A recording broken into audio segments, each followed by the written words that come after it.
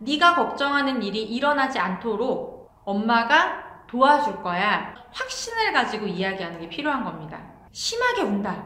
이거 가지고 분리불안이라고 볼 수는 없어요. 불안정 애착이면 어때요? 불안정 애착이면 안 되나요?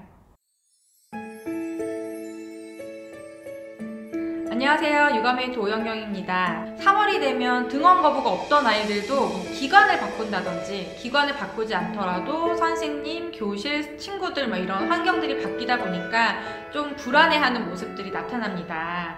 그래서 제가 오늘은 우리 부모님들이 등원 거부와 관련해서 평소에 많이 궁금해하시는 부분들을 정리해서 말씀드리겠습니다. 첫 번째는 아이가 등원 거부가 심하면 부모님들이 분리불안이 아닐까라고 걱정을 하세요. 그런데 분리불안인지 단순 등원 거부인지를 알 수 있는 방법이 있습니다. 뭐냐면 첫 번째, 아이가 원에 들어갈 때 심하게 운다. 이거 가지고 분리불안이라고 볼 수는 없어요. 아이가 울더라도 부모님이랑 헤어진 다음에 원에 들어가서 잘 놀이를 하고 지금 어머니 가시고 울음을 그쳤어요. 잘 놀고 있어요. 이렇게 이야기를 한다면 분리불안까지는 걱정을 안 하셔도 돼요. 단순 등원 거부일 가능성이 높습니다. 엄마가 너무 좋고 집에 있고 싶고 이게 기관에 가면 불편하니까 헤어지고 싶지 않은 게 큰 거죠. 그리고 또 이제 부모님을 만났을 때 하원할 때에도 아침에 내가 언제 그랬냐는 듯이 엄마 아빠 이러면서 아이가 제잘제잘 재미있게 다가온다면 분리불안은 아니다, 단순 등원 거부다 라고 판단을 하시고 오히려 이제 등원 거부를 해결하는 문제 해결, 단호한 훈육 솔루션을 집중적으로 하는 게 좀 필요하겠고요. 그런데 분리불안의 아이들은 어떤 특징을 보이냐면 기관에 가서도 사진을 찍었는데 항상 낯빛이 어둡고 친구들이 말을 걸어와도 공격적으로 반응을 한다든지, 그래서 선생님한테 계속 안겨 있는다든지, 이렇게 부모님과 헤어진 이후에 즐거운 어떤 감정으로 전환이 안 되고 계속 그 감정에 빠져 있다고 본다면 우리가 조금 더 세심하게 아이의 감정을 돌봐줄 필요가 있습니다. 기질적인 요소가 적용을 할 수도 있고요. 또 아이가 이렇게 불안한 모습을 보일 때 부모님이 함께 불안한다든지 그 감정을 계속 공감해주면서 아이가 그 감정을 더 키워나가도록 한다든지 여러 가지 이유들이 있어요. 그리고 갑자기 집에서도 엄마가 화장실을 가거나 쓰레기 버리러 가는 것도 못 가게 한다든지 이런 경우라면 시작은 이제 기관에 가면서 아이가 불안함이 자극됐다 하더라도 이게 가정까지 연결이 돼서 집에서도 같은 모습을 보인다면 아이가 좀 분리불안을 느끼고 있다라고 우리가 판단을 할 수 있습니다. 아이가 헤어질 때 울더라도 교실에 들어갔을 때 놀이를 잘 하는가, 첫 번째. 그리고 집에서 부모님과 생활할 때 불안해하거나 이런 모습이 있는가 없는가, 이 두 가지를 가지고 분리불안이다 아니다 진단을 내린다기보다는 단순히 이게 등원 거부인가를 판단할 수 있는 팁으로 사용하시면 될 것 같아요. 안정애착의 아이들은 울음을 잘 그치고 기관에도 잘 적응할 것이다 라고 부모님들이 생각을 하시는데요. 오히려 안정적 애착을 형성한 경우에 울음이 더 크게 나타나는 경우들이 있습니다. 부모님이랑 헤어질 때 우는 거는요, 이 애착 관계가 잘 되어 있기 때문에 그런 거거든요. 처음으로 기관을 가는데, 새로운 환경을 가는데 전혀 긴장한 모습이 없이 엄마 잘 가 이러고 엄마가 가는지 안 가는지도 신경 안 쓰고 막 기관에 뛰어 들어가가지고 놀이를 한다면 오히려 그 장면을 보고 이거는 불안정 애착이다 라고 생각을 하지, 헤어질 때 운다고 해서 그거를 불안정 애착이라고 볼 수는 없는 거예요. 엄마랑 애착이 잘 되어 있어도 새로운 것을 좋아하는 아이들은 엄마 생각도 안 하고 놀이를 할 수도 있지만 이 아이들 역시도 주변을 둘러봤을 때 엄마가 없다는 걸 뒤늦게 알게 되면 긴장하는 모습을 보일 거거든요. 이건 너무너무 당연한 거고요. 불안정 애착이냐 안정 애착이냐는 어떻게 오히려 판단을 하느냐면 아이가 울고 있을 때 부모님이 딱 나타난 거예요. 이렇게 나타났을 때 아이가 울음을 그치고 부모님 품에서 진정이 되는가, 있다면 그 전에 심하게 울었더라도 우리가 안정애착 관계라고 볼 수 있는 거죠. 그런데 부모님이 왔는데도 더 분노한다든지 어떻게 엄마가 나한테 이럴 수 있어, 약간 이런 느낌으로 계속 울음이 더 분노의 울음이 거세진다든지, 또는 부모님이 왔는데 모른 척하고 약간 상처받은 것처럼 행동을 한다든지 삐진 것처럼 행동을 한다든지, 이럴 때 이제 오히려 애착 관계를 조금 의심해 볼 수 있는 거죠.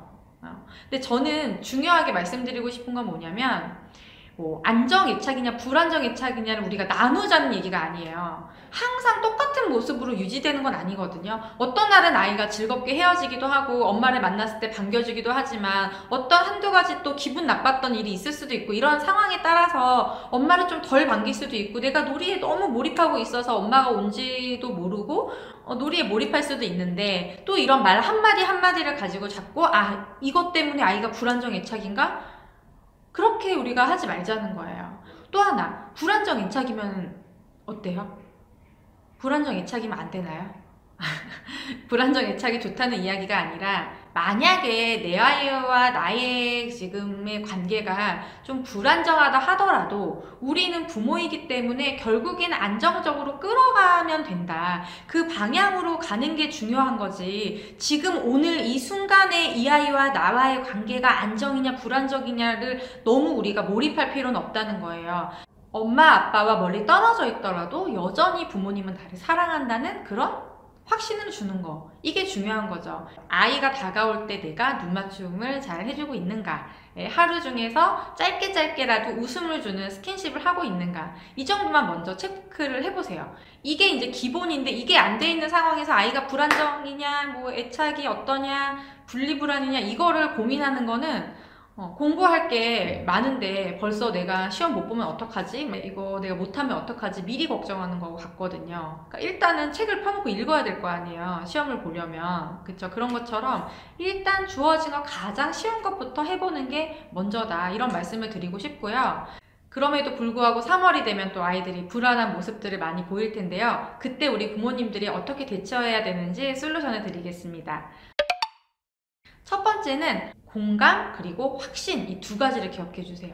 아이가 엄마 나 선생님이 나 혼내면 어떡하지? 엄마 친구들이 나를 별로 안 좋아하면 어떡하지? 라든지, 뭐 어떤 아이들은 내가 2층이잖아, 우리 유치원이 2층인데 나 올라가다 넘어지면 어떡해? 뭐 이런 정말 작은 것까지 불안해하는 아이들이 있어요. 그랬을 때 괜찮아, 선생님이 있으니까 걱정하지 마, 이런 식으로 얘기하면 그 불안이 아이에게 해소가 안 되거든요.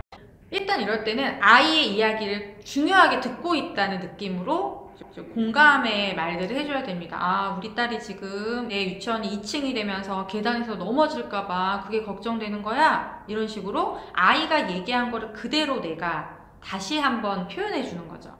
그럼 이렇게 하면 어떨까요? 친구들이 날 싫어하면 어떡하지? 라고 얘기한다면, 아니야, 친구들이 너를 왜 싫어해? 라고 하는 것이 아니라 아이가 말했던 걸 그대로, 친구들이 새로운 유치원에 가면 우리 아들을 별로 안 좋아할까봐 걱정되는 거야? 이렇게 얘기를 하는 겁니다. 아이가 말했던 것을 그대로 얘기하면서 확인해 주는 것만으로도 아이는 지금 이 이야기를 우리 엄마 아빠가 중요하게 듣고 있구나라고 느끼거든요. 그렇게 이야기를 하면서 공감의 분위기를 만든 다음에는 확신이에요, 확신. 확신을 가지고 엄마가 2층 올라갈 때 넘어지지 않게 선생님한테 잘 봐달라고 얘기를 했어. 한 번 더 걱정되면 이야기를 해줄게. 이런 식으로 네가 걱정하는 일이 일어나지 않도록 엄마가 도와줄 거야. 그리고 그런 일이 일어나지 않도록 그 기관에서도 선생님들도 너의 걱정을 다 알고 있고 도와줄 거야 라는 어떤 확신을 가지고 이야기하는 게 필요한 겁니다. 친구들이 나를 싫어하면 어떡해? 라고 얘기를 하면, 봐봐, 친구들이 한 명 있고 2명 있는 게 아니고 여기에는 15명이나 있대. 이 중에는 우리 딸을 아주 많이 좋아하는 친구도 있을 거고, 보통 좋아하는 친구도 있을 거고, 많이 안 놀아봐서 별로 안 친한 친구가 있을 거야. 하지만 내 거야, 너는 가지고 놀지 마, 그리고 막 째려보고 소리 지르고 이러면 친구들이 싫어하는데, 우리 딸이 그런 사람인가? 아니잖아, 아니지. 친구랑 처음에는 어색해서 재미있게 못 놀 수도 있거든?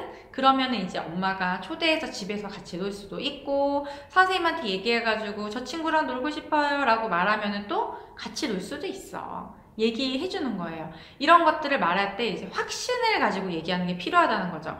그런데 이제 부모님들이 대부분 아이들이 걱정을 하면 같이 이제 불안해지니까 이런 괜찮을 거야 라는 말은 하는데 불안함을 자꾸 표현하거든요. 그런 일 없어, 다 이게 해결되도록 준비가 되어 있어, 이런 느낌으로 확신을 가지고 말을 해주는 게 필요합니다. 그리고 더 중요한 포인트는 뭐냐면, 이렇게 아이가 부정적인 얘기를 했을 때 그 얘기를 자꾸 아이를 긍정적인 답변이 나오는 걸 듣기 위해서 계속 길게 얘기할 필요가 없어요. 아무리 부모님이 공감을 해주고 확신을 가지고 말하더라도 이 얘기 자체가 길어지면 아이의 불안함이 높아지거든요. 그래서 딱 확신을 가지고 공감의 말로 답을 딱 한 다음에는 바로 전환을 시키는 겁니다. 짧게 해주고 전환이에요. 근데 우리 아까 뭐 하기로 했지? 아 맞다, 우리 쿠키 먹기로 했잖아. 빨리 와봐, 냉장고 가서 우리 쿠키 먹을까? 이런 식으로 하는 겁니다. 아이가 자꾸 그 감정에 빠져들지 않도록, 그 고민과 불안을 너무 깊이 있게 생각하지 않도록 하는 게 중요합니다. 그 다음은 평상시에 아이가 뭐 계속 하루 종일 엄마 나 어떻게 이렇게 얘기하는 거 아니잖아요. 기분이 좋을 때도 있고 그냥 표현하지 않을 때도 있죠. 그럴 때는 이제 새로운 기관, 새로운 선생님과 만나서 어떤 즐거운 일들이 있을지를 기대감을 주는 물밑 작업들도 필요한 거예요. 이때에도 아이가 기대감을 주는데 반응이 좀 미적지근하고 또 부정적인 반응을 보인다. 그러면 다시 또 돌아가서 공감해주고 확신을 가지고 이야기를 한 다음에 또 전환시키기. 계속 이렇게 반복해 나가는 겁니다. 아이들이 이제 새로운 곳에 적응을 해야 될 때 두려움도 있지만 두려움만 느끼는 아이는 없거든요. 두려움도 느끼고 또 기대감도 있어요. 친구들이 바뀌는 것도 새로운 친구를 만나는 거에 대한 기대감, 그리고 기존의 친구들과 헤어지는 어떤 아쉬움, 이게 이 두 가지 감정이 다 함께 한다는 거죠. 그런데 아이들의 기질에 따라서 새로운 것에 대한 기대를 더 많이 표현하는 아이가 있고 두려움을 더 많이 표현하는 아이들이 있는 거죠. 그 차이이기 때문에 우리 부모님이 아이가 부정적인 감정을 크게 느끼고 있다면 그것은 자꾸 줄이도록 해주고, 조금이라도 우리가 가지고 있을 그 기대감을 계속 자극하면서 키워주시면 새로운 기관에도 잘 적응을 할 겁니다. 우리 아이들 잘 해낼 테니까요. 걱정 마시고요. 저도 우리 아이가 이번에 초등학교에 들어가거든요. 마찬가지로 불안함이랑 기대감 두 가지 감정이 다 있는 것 같아요. 불안함이 느껴질 때는 자꾸 그 감정에서 빠져나오려고 저도 노력을 하고 아이가 잘하는 부분에 집중하면서 저도 좀 평정심을 찾으려고 노력을 하고 있습니다. 네, 우리 아이들 잘 할 거라고 믿고요. 이 3월 현명하게 잘 보내시길 바라겠습니다.